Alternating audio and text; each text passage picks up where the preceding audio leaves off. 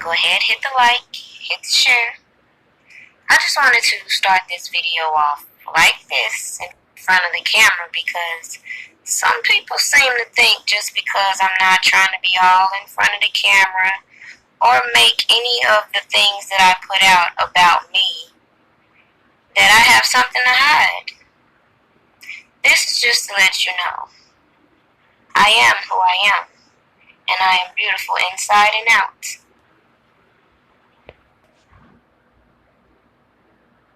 Considering everything that's going on with me right now, I thought this would be the perfect time to drop this video. Many of us know that the black woman has been very much disrespected from the beginning.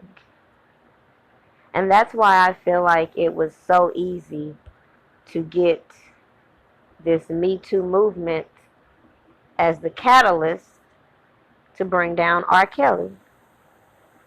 It's easy to get women who have been through the most and now feel like they need to be compensated or recognized in some way, form, or fashion. Throughout time, we've known that women have been assaulted, harassed, and violated. Just like the men, we have to also take time to think about our women. Now, going back in time, black women, of course, had to deal with being violated by their masters. And over the course of time, it seems like women have been conditioned to have this loose attitude towards their sexuality. I can include myself in that category because 4 or 5 years ago, I was in that category. 4 or 5 years ago, I was using my sexuality through image form to make a living. And no, I wasn't a prostitute. No, I wasn't selling my body. None of that. I figured out a way to hustle my photos. As I've said, I always had dreams of pursuing a modeling career, but of course my mother wasn't having it, so I had to wait till I became an adult. And with that being said, it's been so many experiences that I've had to endure throughout this.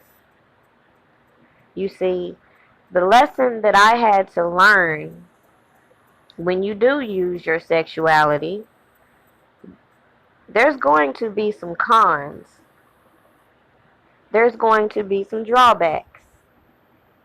And when you use your sexuality, you shouldn't be surprised with the way some people react to you. At first, when I did this image that you see, I got so much backlash. I had people coming at me for the way the flag was positioned, you know. You had the pro-black men saying, why are you selling yourself short? And of course, with me being in that time, I was rather defensive. Oh, I could do what I want, you know. But again, I had to learn the hard way. The way you present yourself does have an impact with the way some men will treat you. Now granted, some men are just jerks and they're going to treat women as an object anyway. But at the same time, you just have to recognize you can't put yourself out there and expect people to hold you at a certain standard. But anyways, I learned from that. And I want to share this video in particular because, again, considering what I'm going through now, I just want to give an example to the fact that I've always tried to be politically correct when it comes to presenting myself in public. Yes, I made a living off of creating a fantasy for photo shoots. I sold merchandise and I did a lot of side things with those photos to produce an income. But now that I think about it, it wasn't worth the emotional turmoil that I tend to suffer now. Like, for example, talking in front of the camera makes me feel awkward now because of how I already presented myself. And of course, I can't turn back the hands of time, and I don't regret anything that I did because it was all a learning experience. But at the same time, you will see how it's always been a fact that I'm going to defend myself. Regardless of how people perceive me, I have always been the type to demand respect. Let's watch this video and I'll proceed with my points.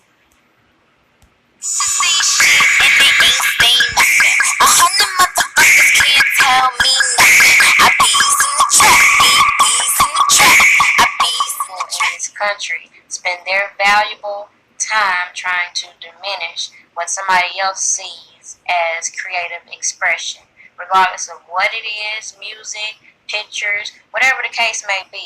If somebody is expressing themselves the way they see fit, I find it very disrespectful for people to try to voice and push on and influence what they feel that person should be doing.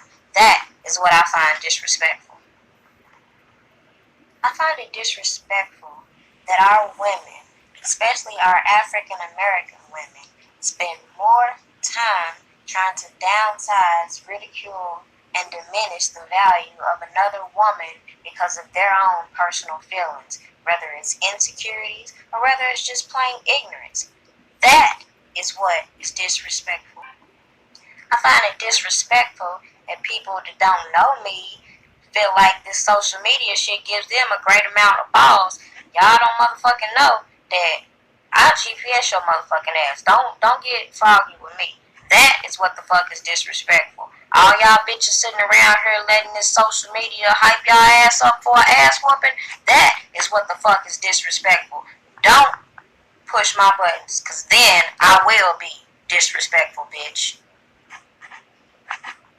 That here it is in 2016, we as African Americans are still way behind. There's too much technology out here for us to be spending our time on the internet trying to bash and flodge about who they are just to appease the next person.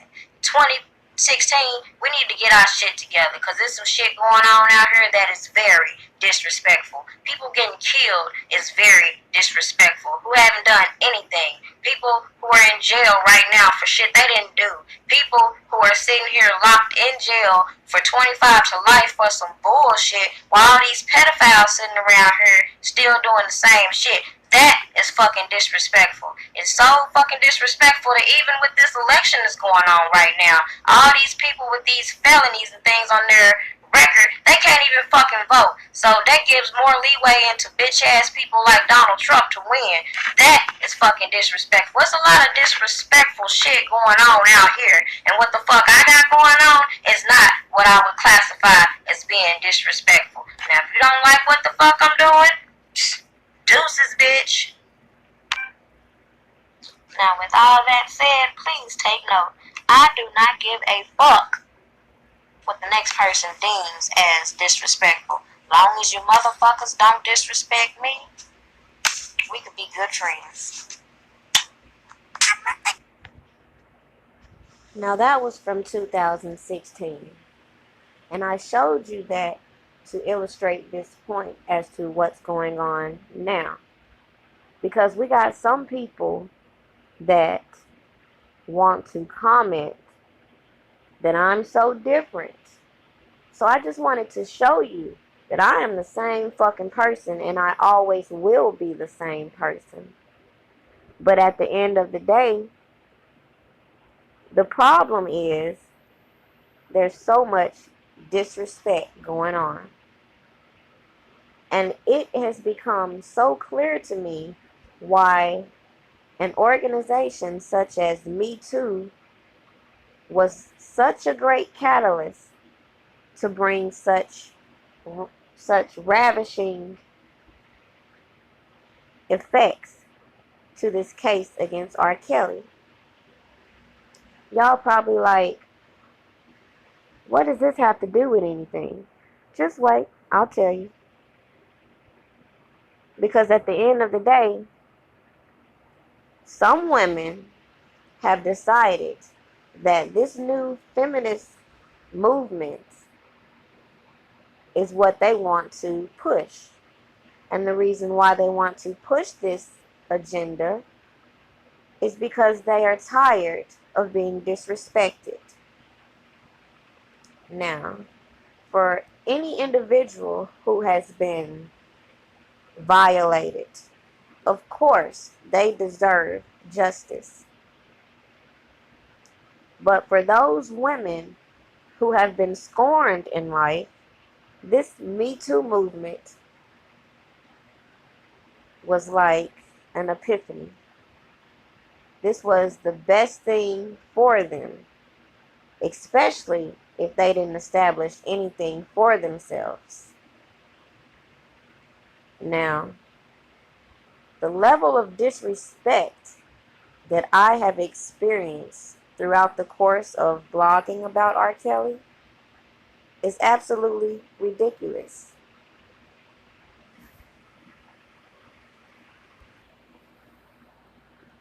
The fact that a clown can take what he perceives as the truth and twist it all around to make people look bad without checking the facts of what he's talking about says a lot. Now, last night I was called all kind of names and prostitutes and blah, blah, blah, because the photos these people perceive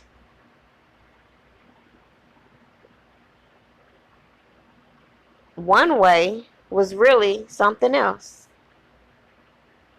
As I've said many times before, if we were all working together, it would be obvious the level of support that R. Kelly has. But because there's so much division and so many people trying to dictate the way people move, it's hard to really push the important information. You have seen how when you don't agree with people, you are a target. And as a black woman, I am not going to be disrespected by anyone. To have a person call me literally 13 times in between threats because they don't like the fact that I'm on somebody else's live, and then for the women that support them to come and bash me saying that I'm turning a blind eye to things while they're turning a blind eye to all this harassment and bullying going on online. So as I sit here and I reflect, I just think about the other side of what motivated these women to speak out against R. Kelly.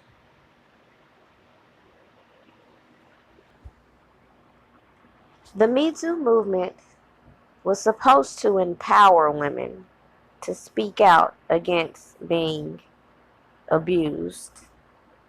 But of course, with everything great, somebody's going to have to slide in and corrupt everything that was planned.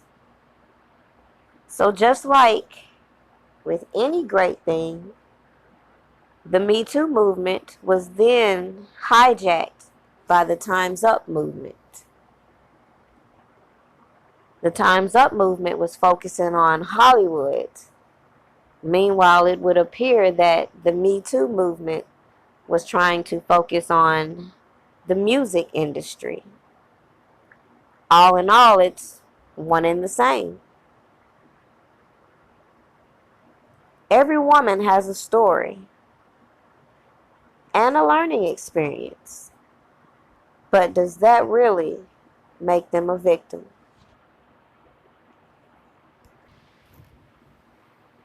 This was another video I did 4 years ago, in which at the time I was demonstrating to my audience how music tends to heal your soul.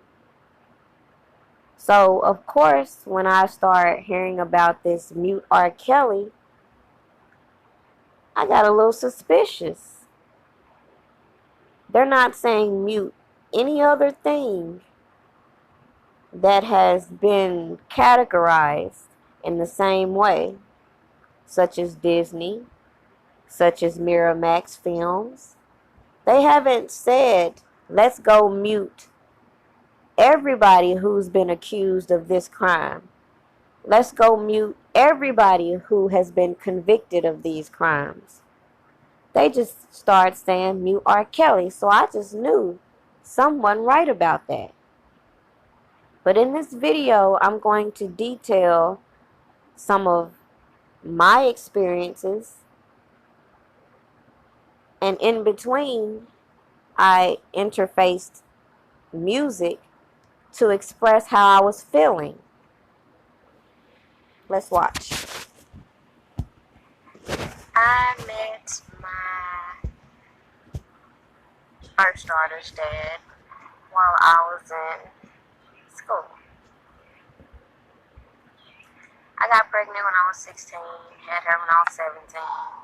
Things didn't really go as one would expect from me because me personally, I don't really know if I could say that I really just loved him like that. It was more so we were opposites. He was one of the controlling type, and that was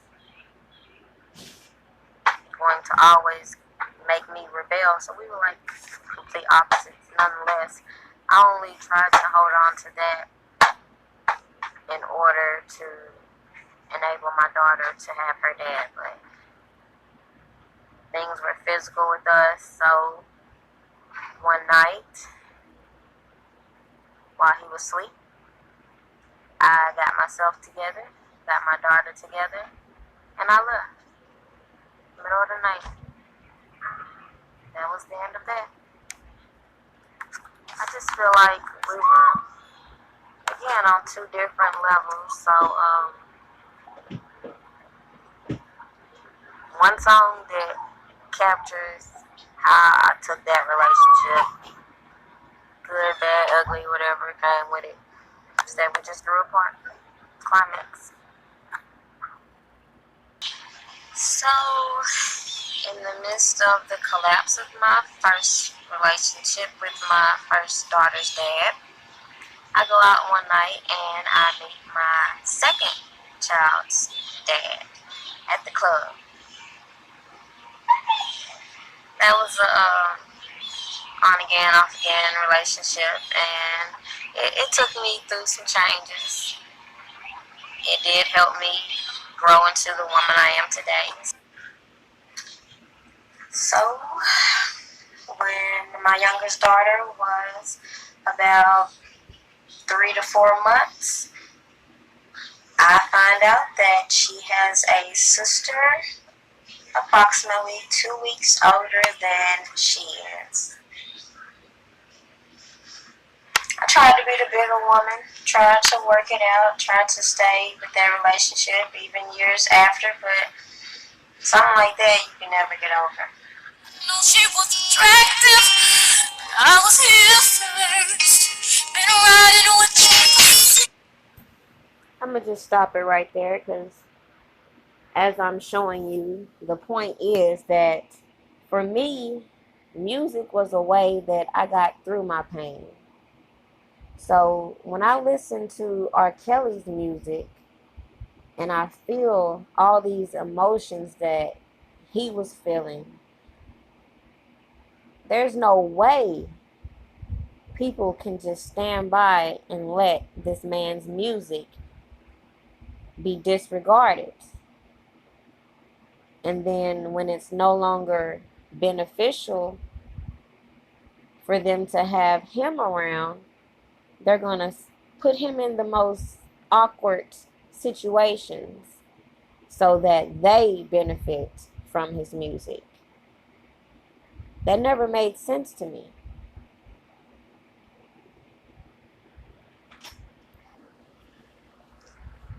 Just like many women, I didn't have my father in my life.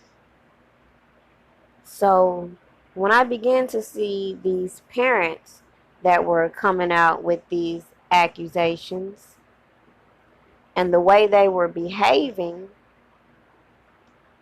even in the state of mind that I was in, I felt like if my father was acting in this way, I wouldn't want anything to do with him either.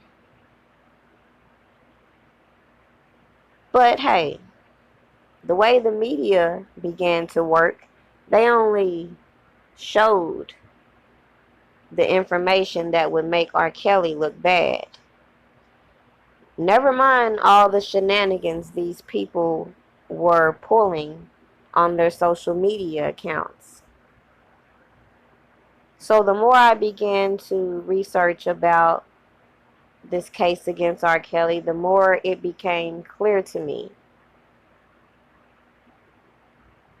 I don't feel that half these women even had any dealings with R. Kelly. And the ones that did are coming from a place of resentment. But does that qualify as abuse?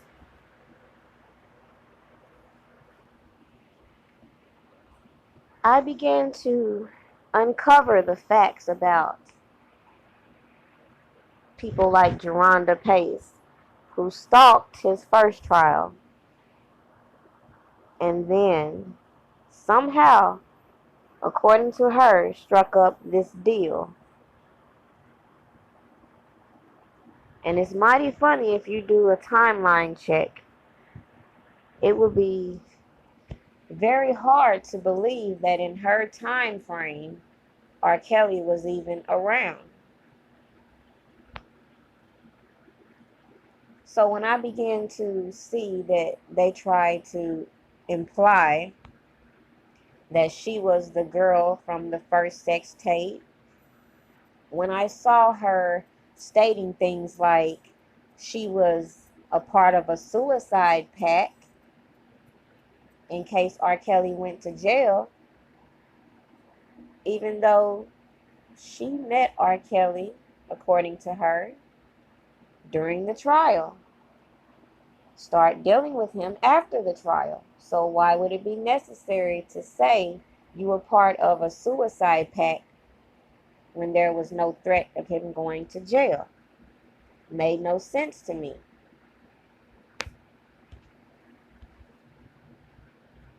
Then you got people such as Lisa Van Allen, who was in a relationship with R. Kelly, stating she stole from R. Kelly, stating that she slept with a minor with R. Kelly,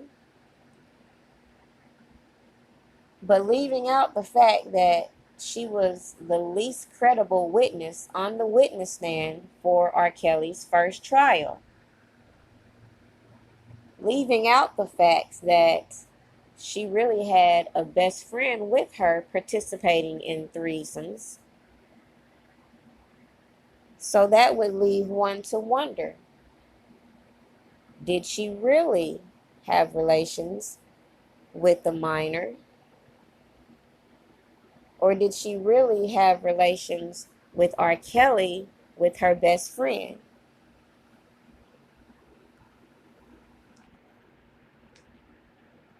You have Sparkle stating her niece was in the video, even though some clips look mighty close to her image.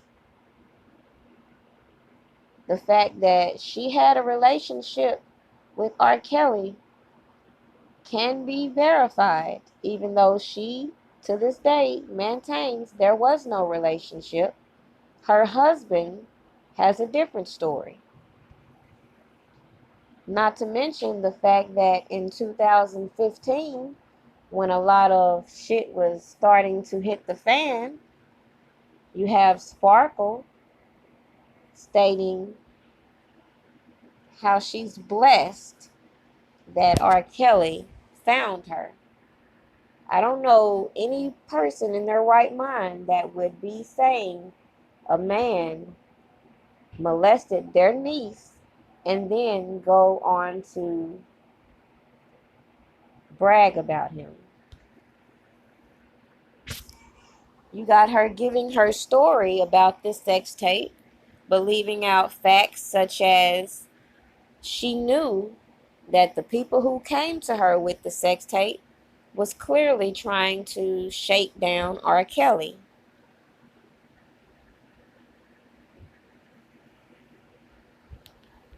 Leaving out facts like she lied, stating an attorney showed her this tape, when in fact it was Jim Derogatis.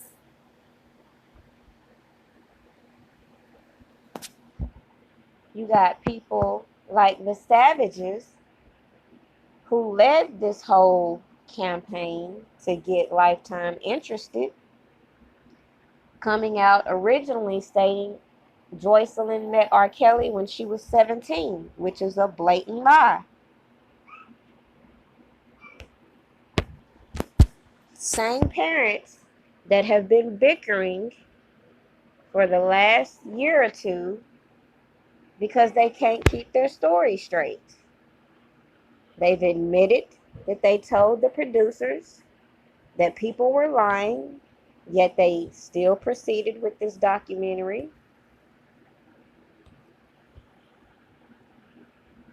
They want to portray that they didn't know each other when clearly they all know each other and have linked together to conspire against R. Kelly.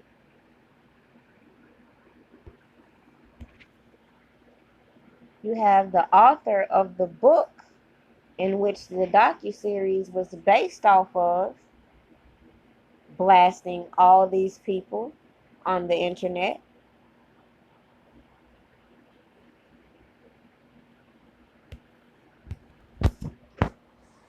At the end of the day, it's just too much going on that indicates too much deception in these stories from all these people. So you have to be looking at this whole case with the side eye at this point. These people have told you that after watching this docuseries, that's what triggered them to bring on these investigations. So that is the answer as to why we keep bringing up this docuseries, Surviving R. Kelly, is because they have told you this is what triggered the investigation. So when you sit here and point out all the discrepancies within that docuseries, you look at the indictment and you see so much errors, no specific dates, and more inconsistencies. How can you still turn a blind eye to the fact that this man is being set up. And this is the reason why it was so easy to latch on to an organization such as the Me Too movement in this area to take down R. Kelly.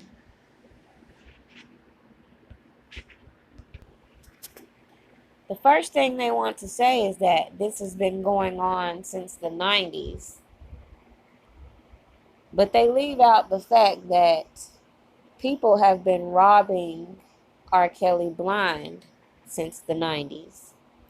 And it's mighty coincidental that every time he has a successful album or something such as that going on in his life, you have people coming out the woodworks trying to take from him.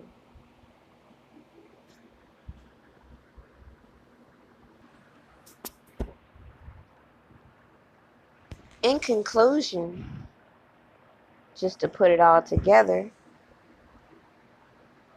it should be obvious by now that the Me Too movement was more so just a publicity stunt to get the outcry they wanted from the public. Meanwhile, all the people who were really affiliated with these high political figures being called out in this Epstein case are being shielded. You got the person who's CEO to Walt Disney, also linked with Lifetime, pushing out this narrative about R. Kelly. Meanwhile, he's a convicted pedophile, and he's also the one who was funding Harvey Weinstein's legal defense. While they're talking all this about R. Kelly, go and research all the sex trafficking rings in Walt Disney World. But nobody's saying nothing about that.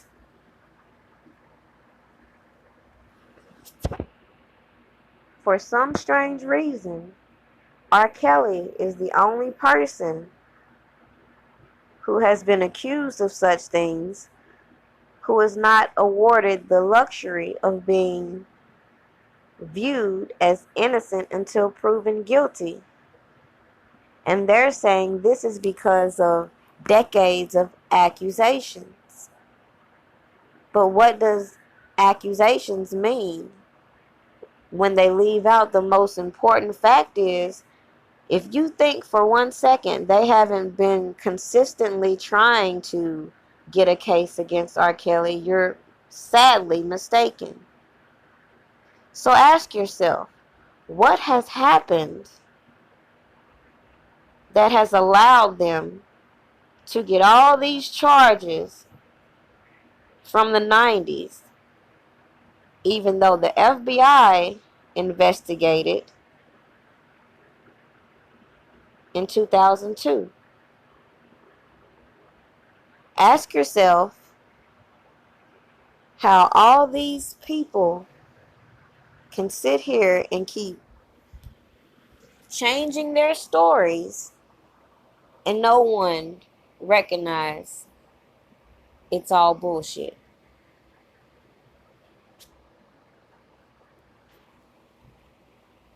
All of these people have collectively violated R. Kelly's rights.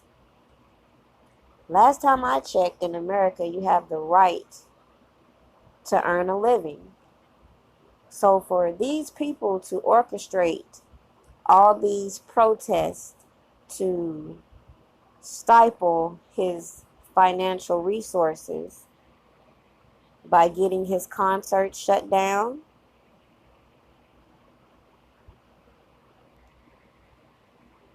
and by doing things to intimidate his supporters. It should be clear by now that this whole agenda is a cover-up. It's mighty coincidental that many of the charges against R. Kelly mirror the charges against Epstein. So with all that I have said, I hope this gives a little bit of insight as to how a movement